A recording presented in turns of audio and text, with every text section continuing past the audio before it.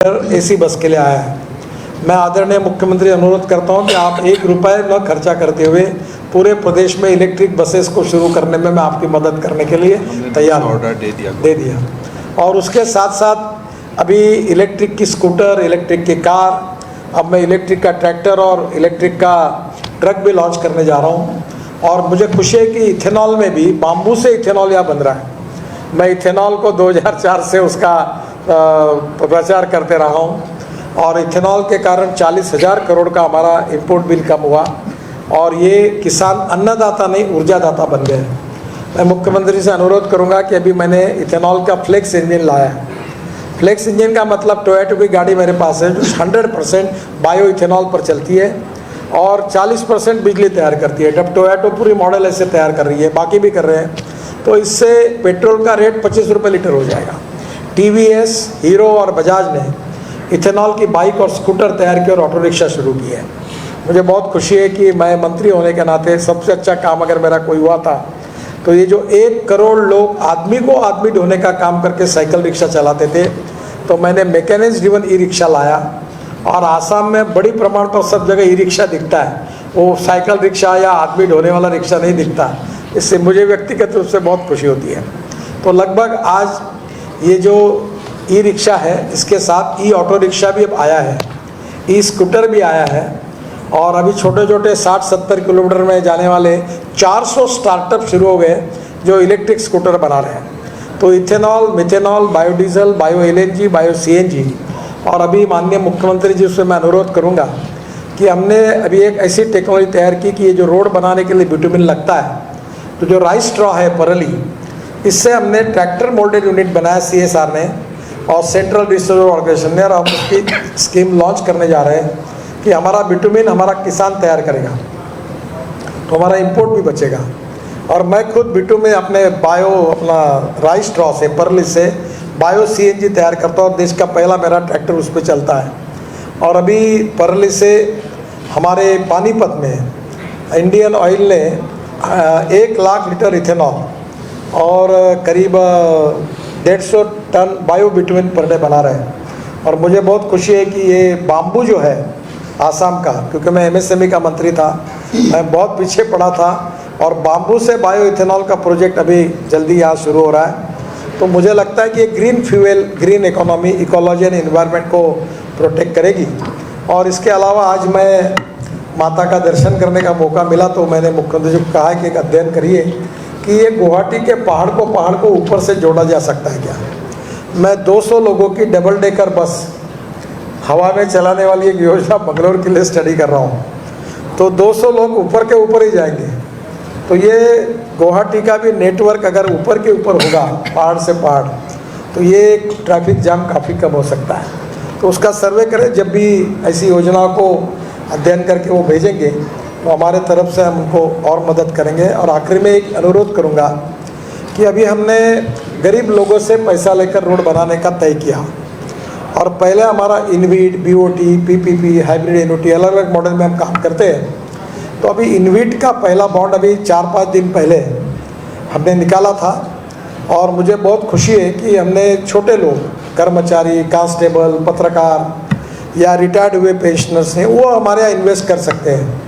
तो हमने वो बॉन्ड इशू निकाला पहला, तो 10 दिन की मुदत थी, पर वो पहले 7 घंटे में 7 टाइम्स ओवर सब्सक्राइब हुआ और हम उस पर 8% ब्याज दे रहे हैं और ब्याज भी मंथली दे रहे हैं। तो मैं पत्रकार बंधुओं को प्रार्थना करूंगा कि आप भी आपके पैसे और लोगों को आह्वान करिए कि NHI के बॉन्ड्स में पैसे डालिए। आपको 8% रिटर्न, कोई भी बैंक 5.5% के ऊपर नहीं ब्याज देती, हम 8% रिटर्न देंगे ईयरली और ब्याज आपका महीने में आपके अकाउंट में जमा कर देंगे। तो मुझे लगता है कि अब सामान्य लोगों के पैसे से रोड बनाने का हमने संकल्प किया है। अब बड़े लोगों को बड़ा बनाने के बजाय छोटे लोगों को अच्छा इनकम देना, तो इसमें भी आसाम की जनता और आप सब लोग जरूर सहयोग करिए। हमें पर पैसे की कोई कमी नहीं है, बहुत फॉरेन इन्वेस्टमेंट वाले पीछे पड़े हमारे पैसे लेके, पर अब हम गरीब आदमी के पैसे से रोड बनाना चाहते हैं, तो आप ज़रूर इन्वेस्ट करिए। NHI, DCL का अच्छा काम नेटवर्क है। और आज मैंने कुछ राज्यों को ये भी कहा कि पुराने डीलेड प्रोजेक्ट अगर लैंड एक्विजिशन इसके कारण आसाम के लिए नहीं, अगर आप नहीं करोगे तो नई काम हम शुरू नहीं करेंगे। Land acquisition, utility shifting, forest clearance, इसमें सभी राज्यों में से हमको अगर वो पूरे क्लियरेंस मिले तो ही नए काम शुरू करेंगे। और 90% लैंड एक्वायर्ड किए बिना नया प्रोजेक्ट नहीं शुरू करेंगे। इसके बारे में सख्त सूचना मैंने अब दे दी है, क्योंकि बाद में प्रोजेक्ट अटक जाते हैं, वो क्लेम डालते हैं हमारे ऊपर। तो अब ये लैंड एक्विजिशन का काम फास्ट जैसे आसाम ने किया वैसे बाकी भी स्टेट करेंगे तो मुझे लगता है कि बहुत बड़ा फ़ायदा होगा। मैं मुख्यमंत्री जी को और आपको बहुत बहुत धन्यवाद देता हूँ, और आदरणीय मुख्यमंत्री जी कुछ कहना चाहेंगे तो उनको সাংবাদিক বন্ধু বান্ধৱীসকল, আমাৰ কাৰণে আজি এটা খুব গুৰুত্বপূৰ্ণ দিন। বিশেষকৈ দুটা প্ৰজেক্ট, এটা হ'ল আমাৰ গুৱাহাটীৰ ৰিং ৰোড।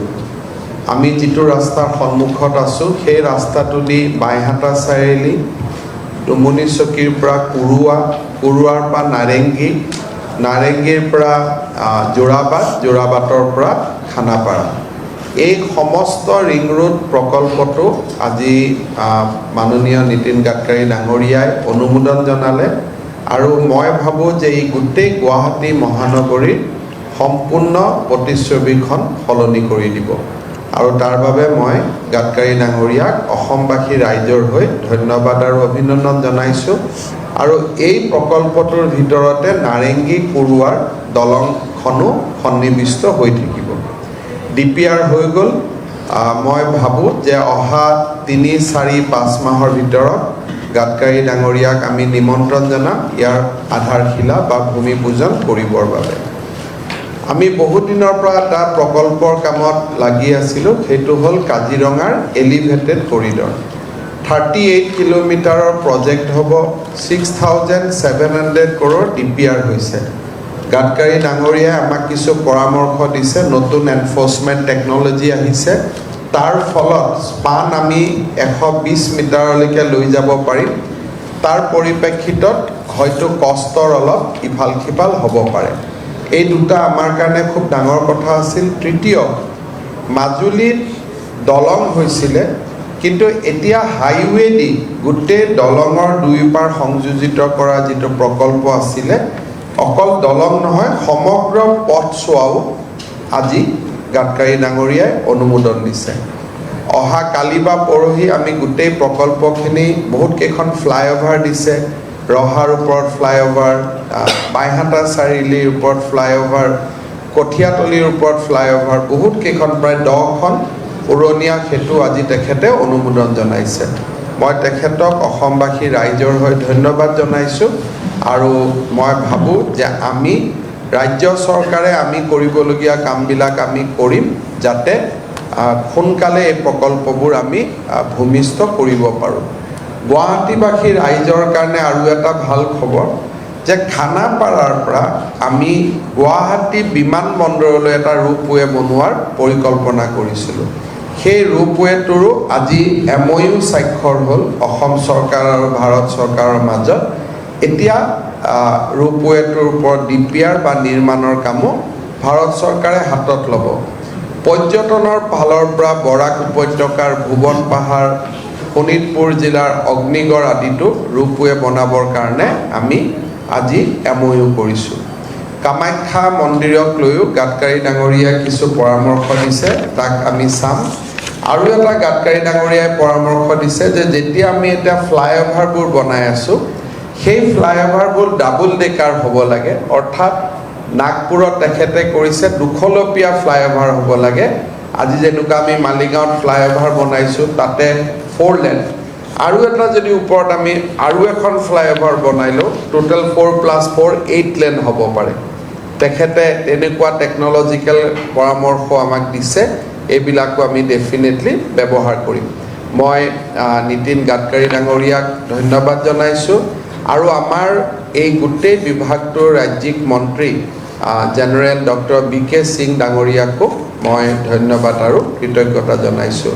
खास करके गडकरी जी के लिए मैं बोलना चाहता हूँ, आपने जो आज 3 प्रकल्प का घोषणा किया, Guwahati ring road project, Kaziranga का एलिवेटेड कॉरिडोर और माजुली और जोरहाट को कनेक्ट करते हुए पूरा नेशनल हाईवे, साथ में जो 10 फ्लाईओवर नेशनल हाईवे पर, और रोपवे का जो कल्पना आपने हमारा सामने दिया है, मैं इसके लिए आपको बहुत बहुत धन्यवाद और आभार ज्ञापन करता हूँ। आसाम वासियों का ओर से एक निवेदन हमारा रहेगा, गौपुर से नुमलीगढ़ का बीच में एक पुल बनाने का हमारा और एक सपना है। आज हम इसका ऊपर बहुत ज़्यादा चर्चा नहीं किया हूँ, लेकिन मेरा निवेदन यही होगा कि गौपुर और नुमलीगढ़ को भी हम एक बार कनेक्ट कर लूँगा तो ये आसाम का पूरा नक्शा बदल जाएगा। लेकिन आज इसका ऊपर हम चर्चा नहीं किया हूँ, खाली एक मैं मेंशन करके छोड़ देता हूँ,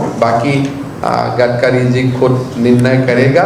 मैं बहुत बहुत गडकरी जी और वीके सिंह जी को बहुत बहुत धन्यवाद देता हूँ। ये जो गौपुर से नुमालीगढ़ जो है, इसमें पहली बात तो हमने मंजूरी दी है, ये करना है हमको। अगर हम ट्विन टनल बनाते हैं तो उसकी कॉस्ट आती है करीब 12,807 करोड़, और अगर ब्रिज बनाते हैं तो कॉस्ट आती है 8,500 करोड़। तो ये जो 5 घंटा लगता था, 5 घंटा तो 30 मिनट्स, तो ये जो आ जाएगा ये पूरा 5 घंटे के बजाय ये 30 मिनट में प्रवास हो जाएगा। और ये traffic passing through Kaziranga park and tiger reserves, तो ये 2016 से पेंडिंग है। अब डिपार्टमेंट के लेवल पर ब्रिज बनाने की बात फाइनल हुई है। अगर मुख्यमंत्री जी की स्वीकृति ब्रिज को मिलती है तो ये इसमें आगे जाने में कोई अड़चन नहीं।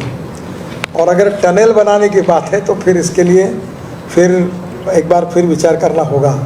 पर टनल बने या ब्रिज बने, मैं 1 महीने के अंदर इसका निर्णय फाइनल करूंगा। मुख्यमंत्री जी और आसाम की सरकार के साथ चर्चा करने के बाद इसका अंतिम निर्णय होगा। बनाने का निर्णय हमने कर दिया है, केवल अभी यही बाकी है कि टनल बनाना कि ब्रिज बनाना, तो थोड़ा सा वो उनसे एक स्वीकृति लेकर हम उसको फाइनल कर देंगे और हमारी कमिटमेंट है यह नक्की होगा। बहुत बहुत धन्यवाद। आपको कुछ पूछना है तो पूछिए।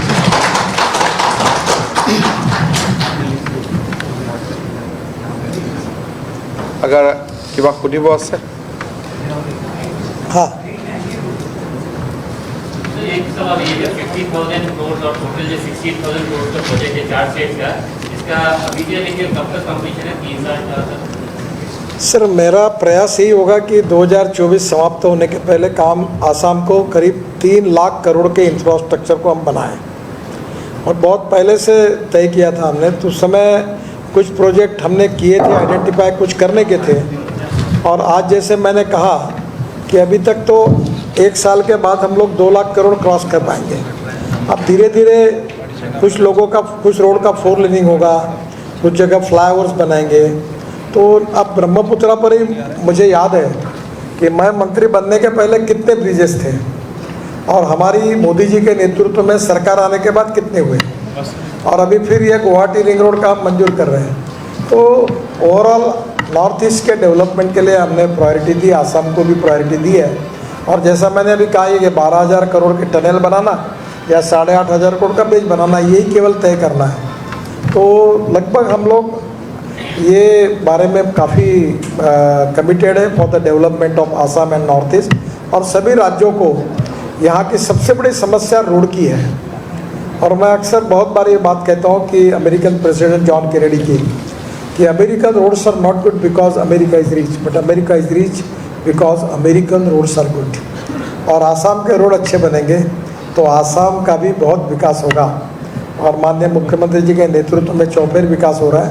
तो हम इंफ्रास्ट्रक्चर में हमारी मोदी जी के नेतृत्व में हमारी विभाग की ओर से हम पूरा सपोर्ट करके 2024 ख़त्म होने के पहले आसाम का इंफ्रास्ट्रक्चर इंटरनेशनल स्टैंडर्ड होगा, अमेरिका के बराबर होगा, इतना बनाने का हमारा प्रयास है। देखिए हम सफल होते कि नहीं, इसका जज करके आप ही निर्णय करिए। सर ऑन एवरेज देखा जाए कि per day sir 40 kilometre road बन रहे हैं पूरे देश पर। सर इसको स्पीड अप कितने तक ले जाने की आपकी क्या होता है मैं बता दूंगा, पर आप कभी भी मेरी बात को फिर गलत प्रेजेंट करते हो। इस वर्ष में हमने 6 वर्ल्ड रिकॉर्ड किए हैं। हमारे इंजीनियर्स, हमारे अधिकारी और सबने मिलकर जो परिश्रम और मेहनत की, उस कलेक्टिव टीम स्पिरिट ने काफ़ी अच्छे काम किए हैं। अभी मैं 38 पॉइंट समथिंग यानी 39 किलोमीटर का हमारा रिकॉर्ड है पर डे रोड बनाने का। पर जब मैं मंत्री बना तो मैं 20 का बोला तो हमारे सेक्रेटरी सब डर गए थे, ये नहीं हो पाएगा। तो क्या होता है कि धीरे धीरे कोई टारगेट देना पड़ता है। तो 60 किलोमीटर ये हमारा उद्दिष्ट है। फिर आप क्या लिखते हो कि मैंने 60 बोला तो गडकरी की घोषणा 60 किलोमीटर पर डे रोड को बनेंगे, और जब नहीं बनेंगे तो गडकरी फेलियर हो गए, उन्होंने कब डिक्लेयर किया था नहीं। तो ऐसा अर्थ मत निकालिए। दिस इज़ अवर टारगेट, हमने सामने रखा है 60 किलोमीटर का। शायद पूरा कर पाएंगे नहीं पाएंगे समय बताएगा, पर हम इसको एक्सपेक्ट करें। इसमें सबसे बड़ा काम है लैंड एक्विजिशन का, क्योंकि हम तो लैंड एक्विजिशन के बिना रोड नहीं बना पाएंगे। फिर यूटिलिटी शिफ्टिंग का, फिर इसके साथ प्रॉब्लम है फॉरेस्ट इन्वायरमेंट क्लियरेंस का। अगर राज्य सरकार के सहयोग के बिना हम नहीं कर सकते। अब ये हम स्पीड बढ़ा रहे हैं और आज नए प्रोजेक्ट, क्योंकि राज्य सरकार ने हमको सहयोग किया तो हमारे प्रोजेक्ट निकल गए, नहीं तो अटके पड़े थे। आप ही लोग फोटो छापते थे अखबारों में और तकलीफ होती थी, मैं भी देखता था। पर अब जैसे जैसे प्रॉब्लम सॉल्व हो गए तो गति बढ़ेगी, तो हम करेंगे। 60 किलोमीटर हमने उद्दिष्ट रखा है, देखिए क्या होता है। तो बोलिए उद्दिष्ट है, ये कमिटमेंट नहीं है, डिक्लेरेशन नहीं है। इतना केवल आपके लिए, आप थोड़ा सा विचारार्थ आपके रखिए। माजुली ब्रिज का आज रिव्यू हुआ है। यूपी ब्रिज कॉरपोरेशन को ब्रिज मिला है, उन्होंने कंसल्टेंट को टेंडर डिज़ाइन के लिए दिया है, उसका अप्रूवल के लिए। मैंने आज उनको कहा है कि आप काम तुरंत शुरू करके करो, अदरवाइज नहीं तो टर्मिनेट करूँगा। तो आज उनसे बात हुई है, जल्दी ये ब्रिज का काम शुरू होगा, और वो नहीं कर पाएंगे 10% अभी तक काम आगे। हाँ, थोड़ा सा बड़ा है, पर अभी गति उतनी चाहिए उतनी नहीं है। तो आज ही ये मुझे मौका मिला कि हर प्रोजेक्ट का रिव्यू करने का, तो आज उसका रिव्यू का यूपी ब्रिज कॉर्पोरेशन के अधिकारी भी आए थे और बातचीत हुई है। और असम के काफ़ी सारे प्रोजेक्ट्स आपने आज रिव्यू किया है, तो किस तरीके का चैलेंजेस के बारे में ज़्यादा लोग बातें किया है, या फिर अगर चैलेंजेस है तो आप किस तरीके इसको डील करेंगे और बताएंगे सर? चैलेंजेस तो बहुत रिजॉल्व कर दिए, क्योंकि land acquisition, utility shifting, forest environment clearance और इंक्रोचमेंट, इसको हटाना, ये बहुत बड़े प्रॉब्लम थे। और राज्य सरकार ने आज इतने अच्छे काम कर दिया, ताकि मैंने बताया ना कि मैं मंत्री बनने का जितने बार रिव्यू करता था मैं बोलता भी था, नहीं हुआ तो डांटता था। तो आज मुझे खुशी हुई कि बहुत अच्छा परफॉर्मेंस आसाम के सरकार कर रहा है और काफ़ी अच्छा काम उसमें हुआ है। अब देखो कैसी स्पीड मिलेगी रोड को, आप देख लेना। आप 1 साल के अंदर इतना बदलाव आसाम दिखेगा। हम काम में कम नहीं करेंगे, हम गति बढ़ा देंगे पूरी टोटल।